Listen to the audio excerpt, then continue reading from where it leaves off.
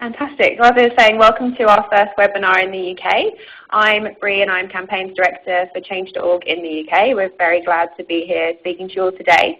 We've got a packed house of amazing NGOs from across the UK and perhaps beyond, as Lawrence mentioned.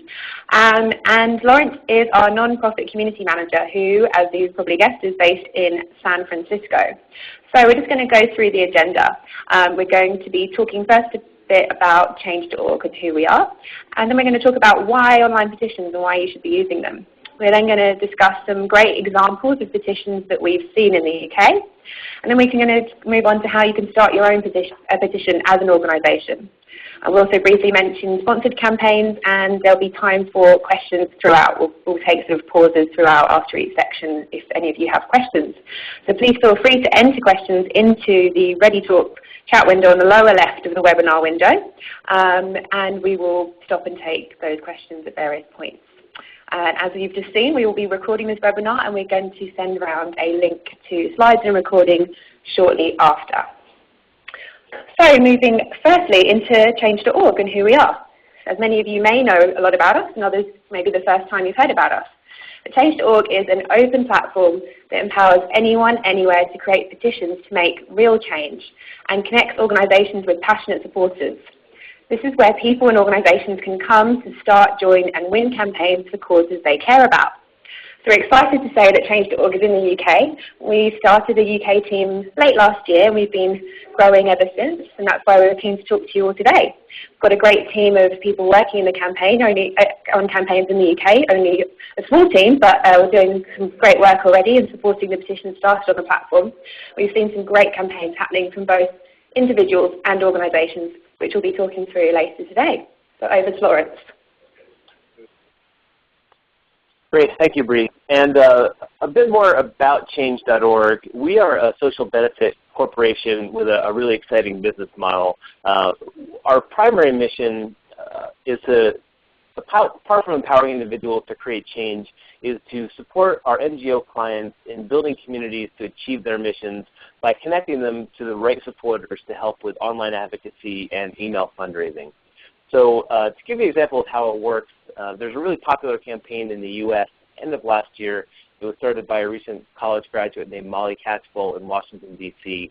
And Molly was protesting a new bank fee by Bank of America. She created a petition that went viral, and hundreds of thousands of people signed that petition. And we were able to then connect those individuals to other organizations that were interested in talking to those folks. We have a highly intelligent matching service that is able to connect organizations with the right supporters that are interested in the work that NGOs are doing. And these sponsor petitions allow organizations to connect with those right supporters that have are warmer leads or are more likely to engage with organizations in the long term. And it's a really great way for organizations, as I mentioned, to build community. And that's what we're all about. Change.org really wants to be the place where organizations come to have the best tools to run campaigns, but also have access to the best connections and the best new supporters for building community. Of course, our primary tool is the online petition, but we didn't invent online petitions or petitions in general. They've been around for a long time. And really, a petition is one of the oldest political tools and advocacy tools in modern society. They have a long tradition of being used to make social change that individuals and organizations want to see in the world. They have worked alongside a lot of other traditional tactics, such as rallies and protests, call-in days, ballot and legislative initiatives, direct action. And now, in the age of information, many of these tactics have been updated to take advantage of the many different ways that individuals have the ability to connect with each other and to engage with causes and organizations that they care about. And what was once just one signature on a petition now can be many signatures. As an individual signs a petition, the ability for them to share it through their networks and have that connection be spread out across many different people can oftentimes turn into many different signatures. So Change.org is working really hard to develop the best technology to harness the new ways in which people are connecting with each other and with the causes that they're interested in, and having their voices expressed in the world that they want to see and the change that they want to make. So online petitions, we feel, are an incredible way for organizations to add an online component to their advocacy work and engage with new supporters.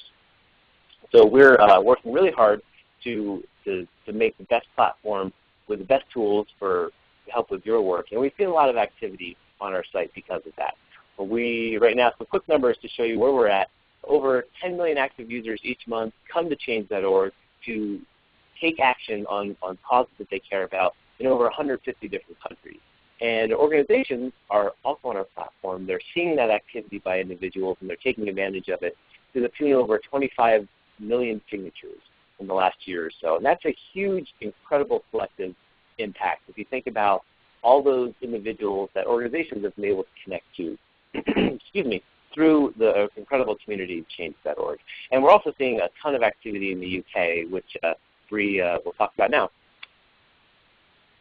Yeah, so as I mentioned, we started the UK team supporting campaigns being run in the UK on the platform late last year. And from next week, we're about to hit 1 million users in the UK. So that's 1 million people who've come to change.org and signed a petition in the UK. We're positioning change.org as the voice of the public because of the huge diversity of campaigns that we see started on change.org in the UK, and the huge number of actions that are being taken, which I think really drives to counter the common idea that seems to be around at the moment, and at least in the media, about the apathetic British person who doesn't care about politics or issues that affect them. But I think, no doubt, I'm sure your organisations are seeing, as we're seeing on change.org, that people do care about issues and they're taking action to change them. So our aim as a platform is to empower individuals and organisations to take action on issues they care about and win and see change as a result. Often these are at a local level, and through achieving the change at that local level, we aim to share the meta-narrative of anyone, anywhere being able to create change. So the campaigns that we see being incredibly successful on the site often are a local manifestation of a much broader issue. So for example, no doubt many of you are aware of the fantastic campaign that 38 Degrees ran on the NHS campaign, which is targeting the government at that national level. We've also seen hundreds of local campaigns and petitions started on change.org around NHS and the cuts to it. For example, Save Our Local Town's A&E, or Save a Baby Unit from Closure. So by showing people if they care about an issue, they can change it at that local level, we hope to inspire others to do the same thing, and therefore feed multiple local victories into that much bigger national issue. Excellent. Thank you, Bree. And I can say from one of the first change.org offices in the United States, it's been really incredible to see what the UK office has been able to do in such a short period of time, and how the United Kingdom has responded to the tools that change.org offers for campaigning and creating change, and also the press and the media, which we'll talk about in a little bit. It's just been really wonderful to see that the model that we originated in the United States has been successful and taken up eagerly in the United Kingdom. So it brings me a lot of joy to see that on a regular basis, to hear the great campaigns and victories happening across the pond, as they say. All right, so we are going to talk quickly about some benefits that the online petitions have. This might be news to some of you, it might be old hat, but I wanted to kind of set the stage for some of the amazing examples we are going to see and that Bree's going to share in just a minute. But the first example, as we've hinted at, is that online petitions are a really great way to engage new supporters for the work that your organization is doing. And what we're looking at here is a screenshot of something called the ladder of engagement. This is a philosophy that some nonprofits that are really active online and NGOs that are really kind of on the forefront of online organizing and campaigning, they use this philosophy when they think about cultivating new supporters for their work. And the idea is that the ladder of engagement sets out a really simple scale for ranking different activities that online supporters may engage in over time. And on the left-hand side, low on the ladder are quick and easy items that an individual can do to engage with your organization. And eventually, over time, they take steps that are more involved and demonstrate more of a commitment to your organization, eventually becoming activists and email donors and email fundraising sources. And so an online petition is a great way to start that conversation and start a new supporter up the ladder of engagement. And the ability to communicate with supporters that have signed online petitions and through our sponsored campaigns to actually have the contact information of people that have signed your petitions is an incredible way to build your community. So that's one of the real primary benefits of online petitions. And as I mentioned, there's a lot of great benefits along with the press. And this is a campaign that Bree's going to talk about briefly about some press coverage in the U.S. and the UK. Yeah, so I'm sure it's no surprise to you all, but the media loves anything online or digital at the moment, be that online petitions, talking about the pros and cons of them, whether they work or not, social media tactics, and so on. And we've seen some great coverage in the UK of some of our campaign started on the site. And this is an example that some of you may have heard of from earlier this year about a campaign to stop the extradition of British student Richard O'Dwyer, which was started on Change.org by Wikipedia founder Jimmy Wales, totally organically. We just found out he started it. And The Guardian did a lot of coverage on it, and we've also heard from more than one top-tier journalist that they regularly scan Change.org for stories that might be good news. So it's a fantastic place to be sort of driving the media to, and they're looking there for resources.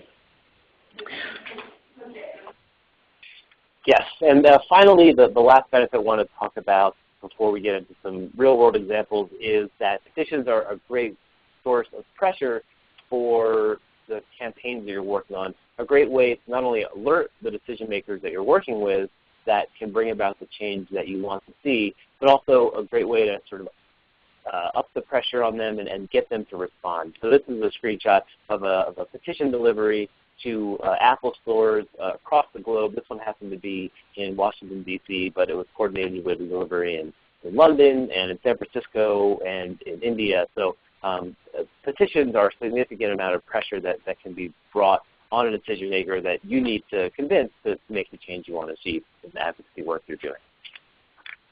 So we believe that given those benefits, online petitions effectively can combine a number of different tactics that are really important for organizations and NGOs. That's engaging supporters, generating media, and pressuring decision makers. So a little review there. I want to note again that I'm happy to take any questions you have. Please enter them on the left-hand side. Don't have any questions just yet, so we'll keep moving, but happy to answer questions if you have them throughout the presentation. And now we are going to get into the bulk of it, and Bree is going to talk about some pretty incredible campaigns that have already happened in the UK. So what makes a winning petition, and how do you also fit an online petition into your broader campaign arc and strategy? So we're going to look at some examples of petitions that we've seen be particularly successful in the UK, both from individuals and organisations. And so we often say that winning petitions are dirty, so they're dramatic, inspiring, relevant, and timely. And they're the key ingredients for engagement. So you might filter a campaign that you're running through a personal story or center it around a news story like a local or national election, but you need to have a hook, some way to engage people in your campaign. And one key aspect of that is personal narratives, which are hugely important and we'll be discussing in some of the examples. So one of the first examples is one of a timely campaign, as we can see here. So an organisation called Aurora New Dawn, who works with survivors of domestic abuse and sexual violence in Portsmouth, heard that the convicted racist Mike Tyson was going to be not only visiting their town and holding an event, but would be the guest of honour at a dinner event at a top council venue. So they started a petition on Change.org calling on the venue to cancel the event. They gathered signatures, as you can see there, about 3,200, and spread the word on social media. And what they did here, and which we often recommend to people, is by including the Twitter handle, as you can see, the @PortsmouthGHall, in the title of the petition. It meant that every time that somebody shared that petition on Twitter, as people are encouraged to do after they've signed a petition on Change.org, the Portsmouth Guildhall venue was notified. So pressure was increased on the venue only over a period of a week or so. They then did a second follow-up action which asked people who signed the petition through sending an update email through this tool on Change.org. They asked them to phone the venue directly and add extra pressure and say, why are you holding this event and undermining the fantastic work of so many organisations in Portsmouth? This, alongside quite a bit of press coverage of the local campaign, opposition to the campaign, led to the council venue cancelling the event. So as we can see on the next slide, it didn't stop there. They then heard that another venue, a football stadium locally, was considering hosting an event. But they quickly saw they quickly pulled their support after seeing the response to the petition. And as you can see, the Mirror covered it here, as well as other sort of more local, regional newspapers. And what's really interesting about this, and going back to the idea of inspiring others to create local campaigns, is that we're now seeing other campaigns being started by similar organisations in other towns like Barnsley, where Mike Tyson is due to appear. So other organisations also working against supporting victims of sexual abuse are now starting those campaigns. The next example is one which has a very strong petition creator narrative. So some of you may have heard about this. There was a sort of a victory last week, which I'll come to in a moment. But working mother Shaneen Thorpe was interviewed by Newsnight back in May about at her work about changes to the welfare bill. But when the piece went to air, she was grossly misrepresented and edited to appear as though she was unemployed and actually living off welfare. So she launched a petition calling on Newsnight to apologise. 27,000 people signed that petition. She used social media to tweet at the BBC Newsnight during the programme to add pressure, leading to significant media coverage, including a piece that she wrote herself for comment as free on The Guardian. The BBC then issued a written apology, but she felt that it wasn't as public as her humiliation had been. So she continued with her campaign with a formal complaint to the BBC, took it offline, and just last week, on Thursday last week, Newsnight issued a full on-air apology for the misrepresentation and the harm that caused to her. She's posted as an absolute, huge victory. And that represents sort of a bigger issue of how people who receive benefits are being portrayed currently in the UK. What's great about this campaign isn't just the strong petition creator narrative with Shaneen turning the tables from victim to victor, but there are a few other places that would have given her the platform to be able to have her voice heard and acknowledged in this way. We've been told, again, as I mentioned before, by journalists at their Guardian, Guardian amongst many others, and that they love checking out campaigns on change.org to cover not just the campaign topics, but also the comments on the petition. The third example here is about, this is an example of an organisation working on a pan-EU issue, which was brought to light through an online petition amongst many other tactics. So the campaign being run by Anti-Slavery International on the issue of cotton produced by forced child labour in Uzbekistan entering the EU market. Quite a complex issue, but brought to life not only through online and offline actions, but as you can see a video here, something they've been working on for a long time. They set up the petition to gather support and really channel that support into a number and a petition. And they were doing other lobbying, and as you can see on the next slide, they brought the campaign to life by using school children in the UK as the face of the campaign. So school children who were a similar age to those who were being forced to pick the cotton in Uzbekistan. They sent those school children to deliver the petition and meet with MEPs in the EU. They presented the petition on the day of the EU vote last year, and they had a very strong presence there offline. And the MEPs overwhelmingly rejected the proposal to extend the trade deal in Uzbekistan and expressed their concerns over forced child labour. So it's a good example of a big policy issue being brought to light through relevant faces of the campaign with multifaceted aspects beyond the petition all feeding into the one campaign. Great. Thank you, Bree. Just some really wonderful examples, and really love, especially in that last example, how it shows how organizations can integrate online petitions into their broader work to bring about change. And the takeaway here is that as individuals are signing individual petitions or creating individual petitions around single issues, organizations are harnessing the power of those individuals and creating multiple petitions over time through change.org to create movements and build community. So there's a lot of potential for organizations through online petitions, through the incredible community on change.org to bring about that broader change that they're seeking and looking to make in the world. Okay, so we have the last section of this webinar is some best practices for creating online petitions and how you do it on change.org.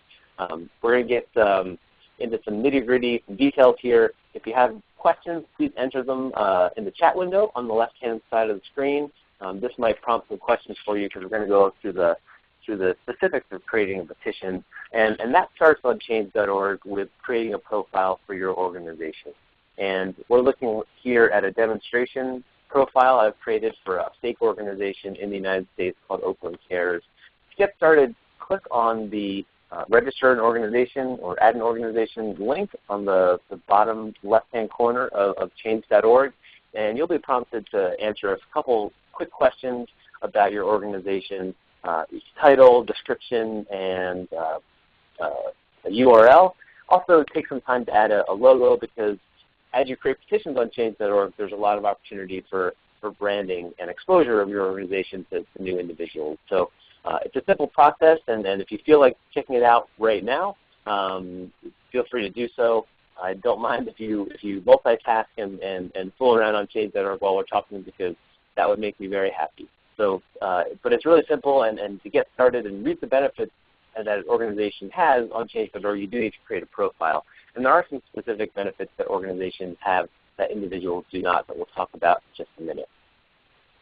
So once you have your organization profile, you want to click on the Start a Petition button in the header of our website, pretty much on every page. You want to make sure that your organization is selected in this drop-down box, and then you are asked 3 questions. What do you want who do you want to petition? What do you want them to do? And why is this important? And this is really the core of your petition, so take some time to think about these questions, and we'll walk through them, but we'll start with the second question first. And this question speaks to the goal of your petition. What exactly do you want to change? And it's important when you are answering this question to choose a goal that is specific and achievable. You may have a very broad and lofty mission, maybe to end world hunger, but we have to be realistic and recognize that a petition is not going to end world hunger by itself. However, it may make smaller steps, smaller changes to affect that broader goal over time. So it might save funding for a food bank, or change some policy that gives access to resources for impoverished people. So choose a specific goal that actually is achievable. And once you have that goal, work backwards to question number 1 and think about your target. Ask the question, which single individual can make the decision or enact the change that we want to see?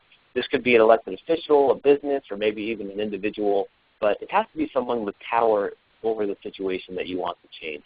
The Queen or the Prime Minister or the President may not be the best person to petition, because oftentimes they don't have power on the local level, or aren't involved in local politics or smaller issues that you want to change with a petition.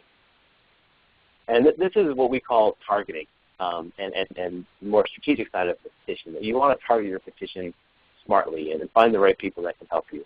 Finally, tell the story, answer the question, why is this important for individuals? How does this impact someone's life, and why would they want to sign this petition? If you have research or articles to support your petition, definitely use it.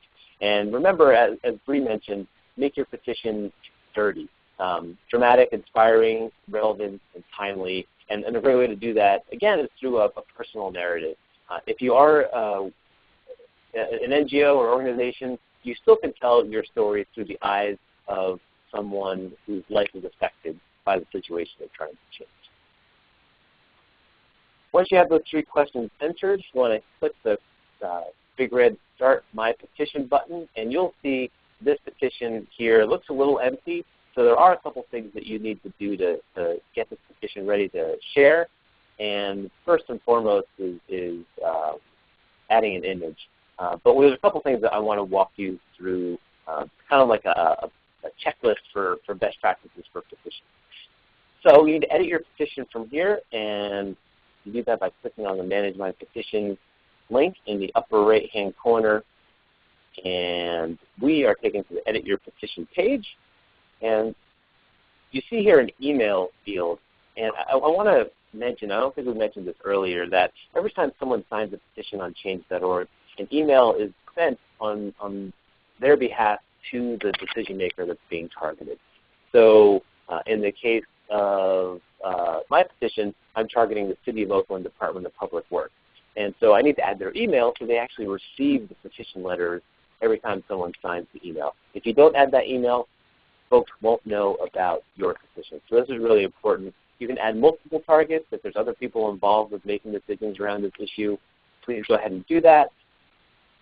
We have an elected officials feature here. It's not yet available in the UK, but we are working on bringing that in. That allows you to easily add the information for elected officials. Unfortunately, we haven't developed that feature in the UK, but we're, as I mentioned, we're always working on improving our tool set for users around the world. Scrolling down the page, a couple more things you want to take care of before sharing your petition. As I mentioned, share a petition image, or you can even embed a video, which is a really powerful way to engage people with your petition. If you have maybe some collateral for your campaign, or maybe a video of a particular injustice that might really speak to people and get them engaged, you can embed that YouTube or Vimeo video by using the embed code. Once you have an engaging image, and think about an image that works well on social media and that is bright and colorful and pleasing to the eye. It sounds kind of shallow, but people are really drawn in by a good image. As well, they're drawn in by a good title. So find a title, customize the title. The default title of your petition can be kind of dry and long and bulky. Find something that's shorter, snappier, engaging, and more direct and speaks to your audience. And finally, write the petition letter that individuals will be sending every time they click sign on your petition. And make it short and sweet, but also make it authoritative. This is your communication with the decision maker. So you want to be polite, but you also want to be forceful about why this is an important change they should consider. All right, and with those changes, you can see that we now have a petition that looks a lot better. We have a really beautiful picture that explains why this is an important issue. We've got a shorter title that also speaks more directly to the issue, and we're ready to sign and share this petition. And to get there, just a quick review, we went through the winning petition checklist. We outlined an achievable ask. We did specific targeting to find the right people to help us make this change. We told a compelling story, and in part we did that with a provocative image and engaging title. And if you take care of those things, then your petition is much more likely to cut through the noise and find the right people that want to support your organization and your cause. All right, so we have a couple questions that have come up. Bree, do you want to take a moment now and answer them? Yeah, I will firstly answer one from Dave, which I think Dave is from Compassion in World Farming. And Dave's question was, did Richard O'Dwyer or Jimmy Wales get 160,000 signatures? Should we come up with a celebrity to create a petition if we want big numbers? So I think there's pros and cons to that. Obviously, a celebrity has a huge draw. Lots of people know who they are, so they're going to have a natural, promotional advantage. But I think that the key thing is that whoever you get to start the petition or be the face of your petition has a strong connection to the issue, has a strong, personal narrative as we described earlier, so that really people can connect to why they care about it, why the person who starts the petition cares about it, and why they should care about it. So obviously Jimmy Wales, as the founder of Wikipedia, saw that another person who had started a similar open site was at threat, and so because of his background and working on SOPA in the United States, had a direct connection to the issue. However, it easily could have also been Richard O'Dwyer, or rather his mother, who started that petition, and we certainly tried to bring out his mother's narrative and help them with the campaign in that way to bring that sort of direct connection more to life. So really it's the personal narrative, I think, is key. If you've got a random celebrity who had nothing to do with your campaign, I think people would probably find it hard to believe that they were really supporting it. So personal connection to the issue, I think, is the key area there. Yeah, I also mentioned that if you don't have a celebrity starter, you can always look for celebrity endorsements. And even if Jimmy Wales were to not have started that petition, but to have tweeted it to his networks or have taken it up, it would have gotten significant coverage and significant number of signatures just that way. So this is, an old advocacy tactic as well, finding celebrity endorsements, but it definitely holds true with petitions, and even online. The idea of celebrity is a little different. So an online celebrity may not have Hollywood or media coverage, but they might have ton of Twitter followers or a huge Facebook presence. And those are also folks that you might want to target to be endorsers or supporters of your campaign. Okay, we're going to keep moving now, and we do have a few other questions that we will get to momentarily. But Bree is going to tell us about some of the next steps, and now that your petition is live, what are the next steps to share it with your networks and have the most impact for your campaign? I'm sure it's no surprise to most people on the call, but promoting your petition is essential. So not just emailing your own family and friends, but anyone that you have on your list, and encourage your users not just to sign it, but also to share the petition and share that on Facebook and Twitter. Now, when people sign a petition on change.org, they are automatically encouraged after signing to share through Facebook or Twitter, and the pages are optimized to do that. And we see very high conversions through that, and Facebook and Twitter driving growth on campaigns. Petitions, of course, are great use of the content because they have lots of notable moments. They're very specific and have an easy call to action. So you can post updates, whether that's the signature goal, media coverage, major milestones, high-profile signers, all through the petition page on change.org. You can also embed a widget on your website or your blog, and we provide the code to do that, and we will be constantly improving that over the coming months. Of course, reach out to local bloggers, allies, networks, and of course journalists, and include a link in your press release. Of course, if you use a very long link, then people are less likely to go and visit it. So if you do start a petition and you need a short URL or a vanity URL, please do get in touch with me and I'll be happy to create one. For example, change.org/save the whales, and we can create that for you, and that will be much easier to use in your press releases. So once you've run a great campaign, there's of course multiple steps which we're having to skip over due to the time. The petition is just one of those actions and ways to sort of help people join your campaign. But once you've grown it to a sizable number that you're happy with, reached your target or even exceeded it, then it's great to of course do a petition delivery and close the loop. And it really adds colour and takes the online offline. So it's great to find some people who have signed or commented on your petition, and it adds some important additional pressure on your decision maker. So you can do that from the Manage Your Petition menu on the change.org petition page that you've created in the top right, as Lawrence was showing us earlier. Select Download Signatures, and you can download the signatures in a PDF format to deliver to your target. You can also download comments from people who've signed, which can add a really nice personal aspect to a delivery or even a press release, and really bring the petition to life. So it's not just 30,000 people or 10,000 people signing. It really shows the people and their reasons for signing. And then you have it, and it's just a very few best practices for online petitions using change.org, and a glimpse of what your organisation can do for free with the change.org platform. Of course, hopefully you will go off and create a profile and start a petition if you haven't already done so. And if you need any help, please let me know.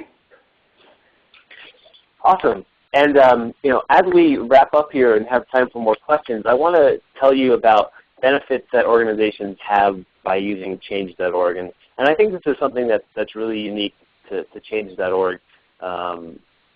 We offer organizations that create petitions on our website the ability to cultivate connections with those individuals that sign their petitions. And further, we allow we do that by hosting a number of different communication tools that organizations can message and email individuals that sign their petitions. But we also allow individuals that sign petitions of organizations the chance to opt in to their email communications. And what I mean by that is that a certain number of people that sign your petition will click a checkbox that says, yes, I'd like to learn more about this organization. And what that allows you to do is to download their information, their email and their location information, and work them into your regular email communications for free.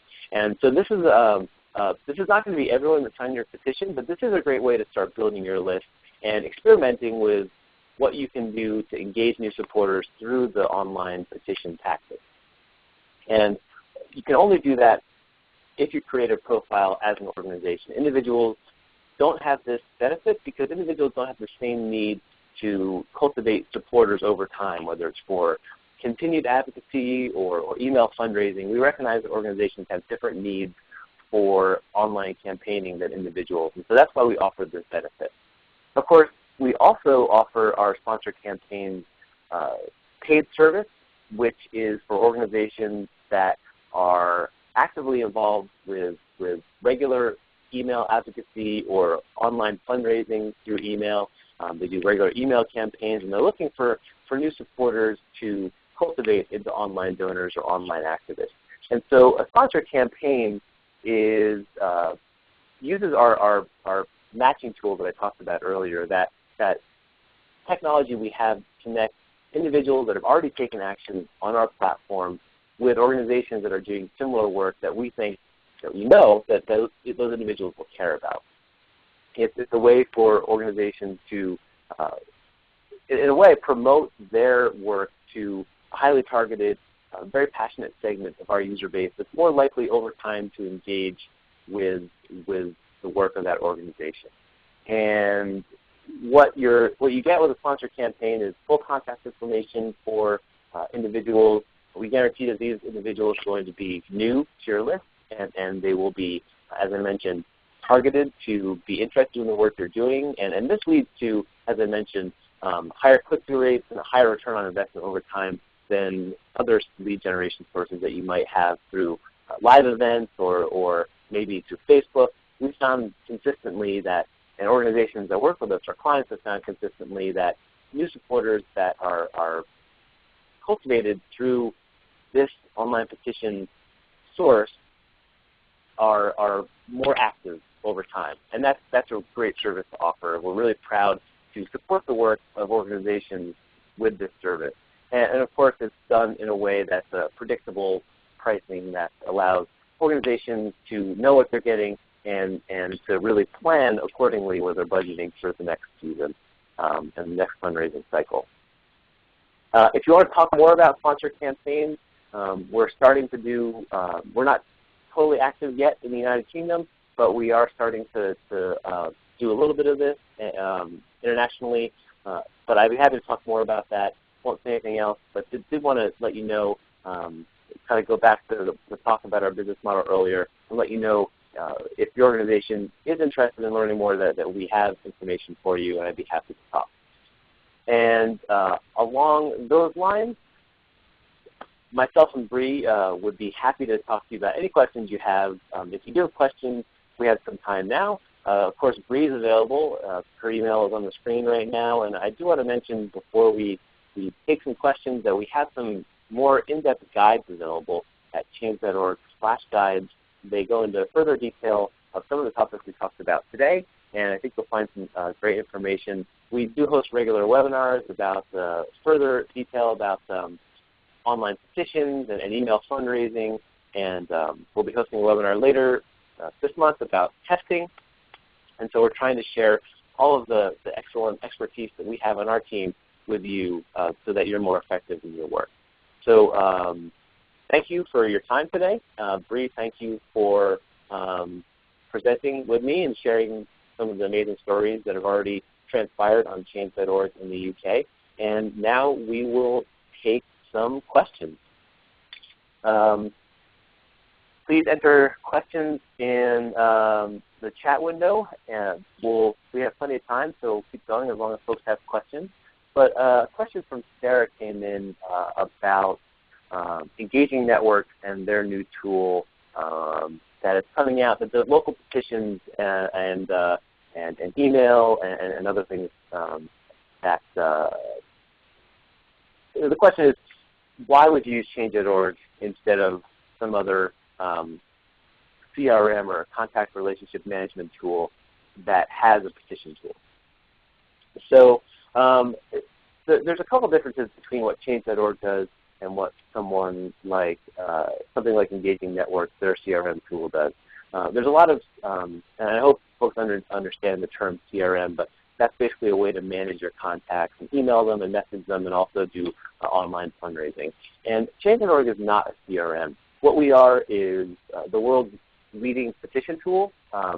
We are actively developing the best petition tool based on the incredible expertise of our campaigners like Bree and like folks in the United States and all over the world, and taking that knowledge and distilling it into a petition tool that has the most impact and has the greatest distribution. So we tightly integrate social media into our petitions, and we're working on ways every day to have our petitions have the broadest spread and the biggest impact. So I think that's a little bit of a difference. Some of the petition tools that are part of CRMs just don't have the same, aren't as robust, aren't as feature heavy. And additionally, what Change.org is about connection as well. Is that when you have a CRM, you need to add the connection into it. You need to add your supporters into it. Change.org has the supporters. We are really there to allow organizations to connect with the right people and with new people. And I think that is one reason to consider, if you are writing a petition on your CRM, to also do it on Change.org and see what the differences is. And also just because if on Change.org we're really focused on one thing and doing that one thing well. And so we encourage you to follow up with questions if you want to talk about feature differences, specifically with the platform you're using. We'll be happy to do that. But I hope that helps to answer your question. Anything else to add to that, Bree, from the UK perspective? No, I think you covered it, and I just popped something in the chat there. So, essentially our aim is to provide people with tool sets to win the campaign, be that an individual or an organization. And yeah, I think you covered everything else there. We did have a good campaign question from Heather about how much organizations can edit and brand the pages. I wonder if you'd be able to talk through that, Lawrence. Sure. So as I mentioned, each organization has an organization profile. That profile allows you to add a logo, an image, as well as a description, a URL, and a title. They're not very fully developed at this point, but that's your homepage on Change.org. And when you create a petition through that profile, the petition right now will just say created by, actually let's go back in the presentation and see if we can see an example. So this screenshot shows you what the